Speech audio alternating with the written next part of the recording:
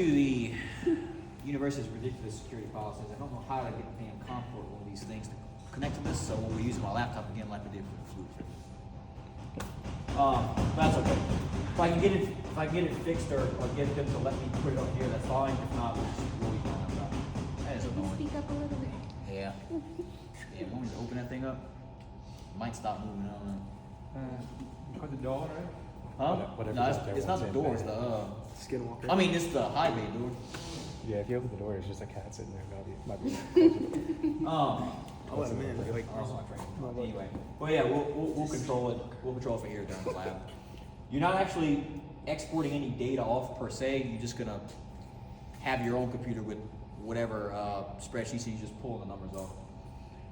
Now this thing's kind of busy, so we'll go over it in best details I can, so that you can come up with your schematics and whatnot. I got a couple notes and specifications. You could probably take a picture of these if you want, or I could get somebody to post it. It's basically, I got a spec sheet for this thing. A couple terminologies that the manual likes to use so we don't get confused with stuff. And a couple safety things to point out too, because there's a bunch of safety features on this thing, by the way. So we can get started. So we have our cooling tower. We just got this thing. It has a this type of shape. It's called a convoluted packing type. And as we talked about earlier, it is the film type, not the splash type. It is a forced draft, right? Because we're blowing our air here. I have a fan that blows air from the bottom, as opposed to induced draft, which is the kind that has on the top where it actually sucks it out this way, or I'm sure you've seen the weirdly shaped one, natural draft ones, right? The kind of weird looking. Hyperbolic. Yeah. So we have a forced draft through convoluted packings made of polypropylene. There's a couple cool features that's kind of hard to see because they're inside of here, but basically they have something. Put this up away for a second. Let's actually pull that up. Get you to see it. So you kind of see how we have this square in a square. Okay. So this part is in a small square and this big square. Okay. So they call that the plenum chamber. Okay? The plenum chamber. So I'll post this because these are terms even new to me, honestly.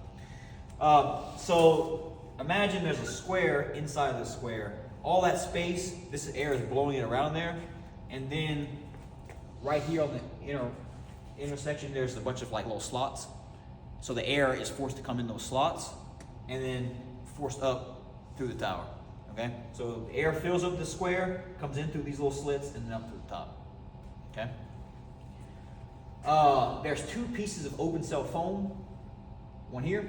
This is the droplet arrestor, because it stops the droplets.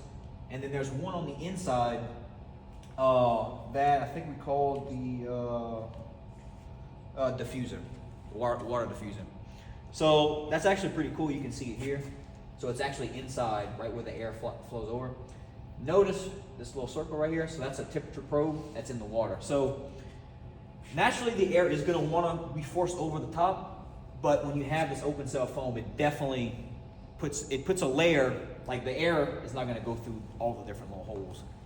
The easiest flow path is obviously going to be up through this tower because it's designed to have super low pressure drop. So it's easy for the flow to go through. But it also gives another layer so that this temperature isn't influenced by the air, only that water.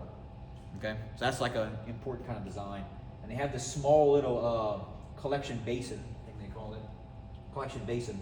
So it's just big enough basically to fit the probe inside and have the foam layer over it. As the water kind of builds up, it flows through the little cell and then it gets just dumped over the side. But you only have just enough to collect that water temperature. So it increases the accuracy of having just that water temperature, okay? Pretty cool little design feature that they have. And then on the top, I said there's this water droplet arrestor. So the only way that we can lose water in the system is two ways, right? The evaporation into the air and it leaves with the air, or if you have small droplets, they get kicked out. I think it's called a drift, right? So this helps to keep those droplets inside. They're not more than likely gonna come out of the top. They'll hit this foam